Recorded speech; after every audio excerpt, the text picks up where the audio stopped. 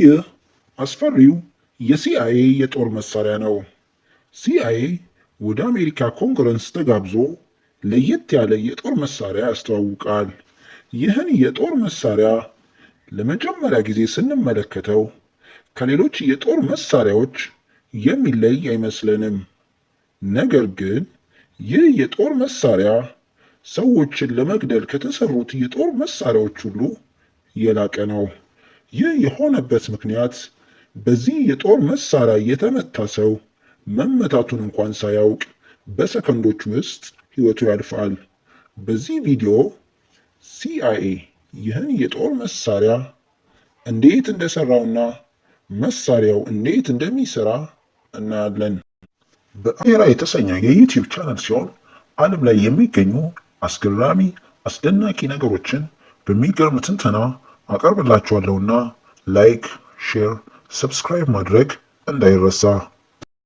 1970ዎቹ መገባደጃ ዓመታት ላይ ሲአይኤ በተለያዩ አሳፋሪ ድርጊቶች ስሙ ክፉኛ ይብጠለጠል ጀምሯል።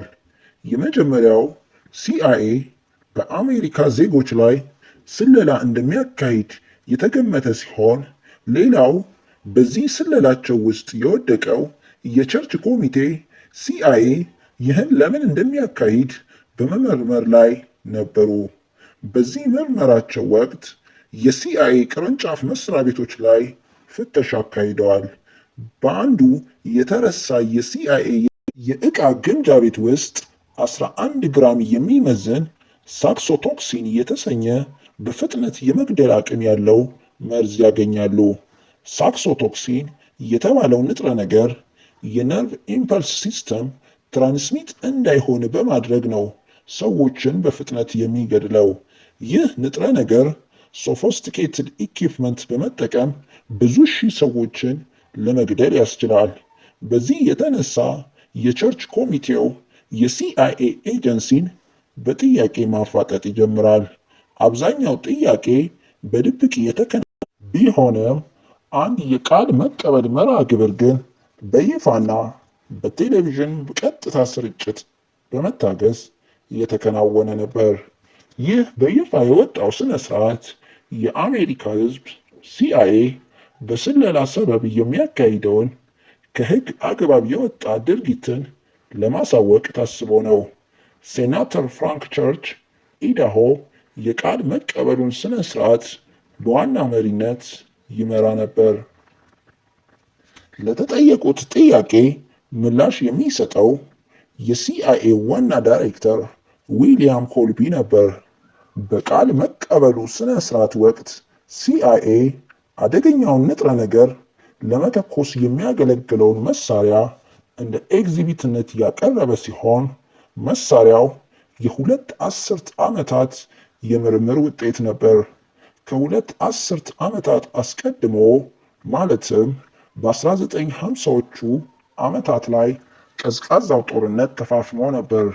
በአሜሪካና በሶቪየት ኅብረት መካከል የነበረውም ውጥረት አይሏል።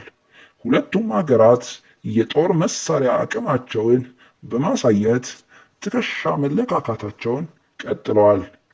በ1957 እና 1959 ባግዳን ስታዞቭስኪ ለኬጂቢው የራሽያ የስለላ ተቋም 2 ሰዎችን ገድሎ ነበር። በቅድሚያ የሰዎቹ አሟሟት በተፈጥሯዊ መንገድ የሆነ ቢመስልም፣ ነገር ግን የተገደሉት እንግዳ በሆነ ፖይዝን ቬፐር ገን በተባለ መሳሪያ ነበር። አሜሪካ ስለዚህ ክስተት በ1961 ያወቀ ሲሆን፣ እዚህ ጋር የአሜሪካው ሲአይኤ ቅድሚያም የዚህ አይነት መሳሪያ እየሰራ እንደነበረ ወይንም የኬጂቢውን መሳሪያ አውቃ መስራት እንደቻለች እርግጠኛ ሆኖ መናገር ባይቻልም፣ የሲአይኤ ኤጀንሲ ግን ይህን ስራ ለማከናወን የሚረዳ መርዛማ ንጥረ ነገር እየፈለገ ሲሆን፣ መርዛማው ንጥረ ነገር ሰዎችን ሲገድል ምልክት ሳይተው ተፈጥሯዊ አሟሟት እንደሞቱ የሚያስመስል መሆን ይኖርበታል። ይህን መርዛማ ንጥረ ነገር እንዲያገኙ ሜሪ ኤምብሪ የተባለች ግለሰብ የረዳቻቸው ሲሆን በሲአይኤ ውስጥ ሴክሬተሪ በመሆን ስራ የምትሰራ ሴት ስትሆን ሲአይኤ ሰዎችን በተፈጥሯዊ የልብ ድካም አማካኝነት እንደሞቱ የሚያስመስል መርዛማ ንጥረ ነገር እንድትፈልግ አዘዋት ስራውን ፈጽማለች።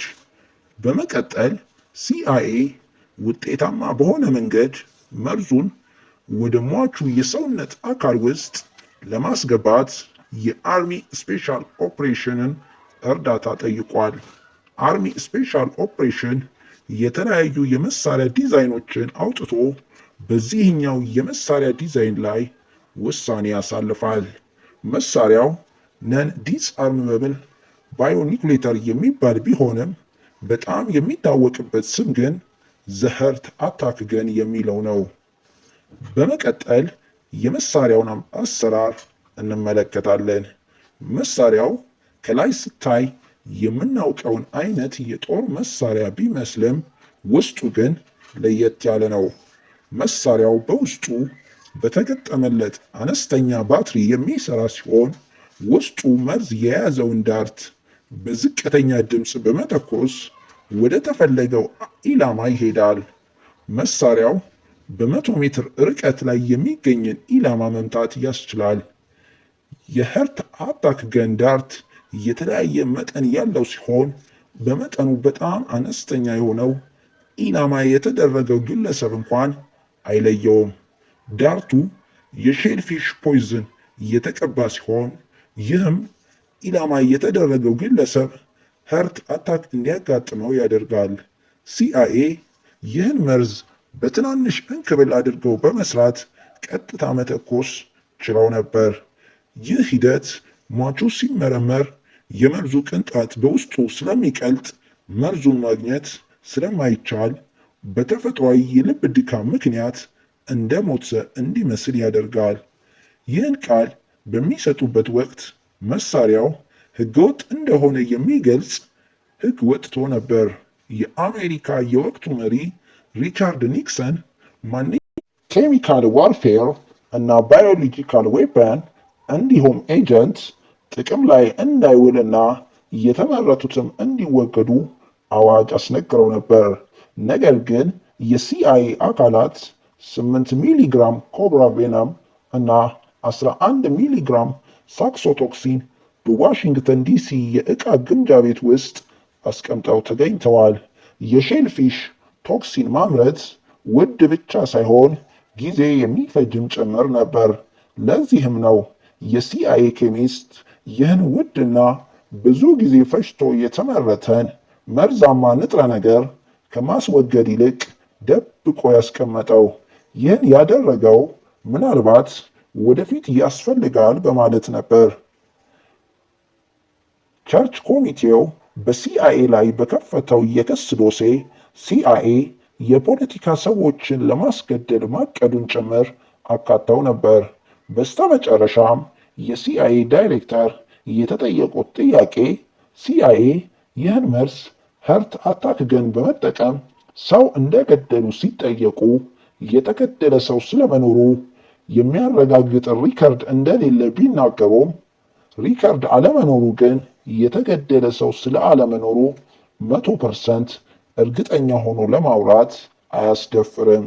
ዘህርት አታክ ገን ከዛን ጊዜ ጀምሮ ምን እንደተደረገበት ለማወቅ አልተቻለም።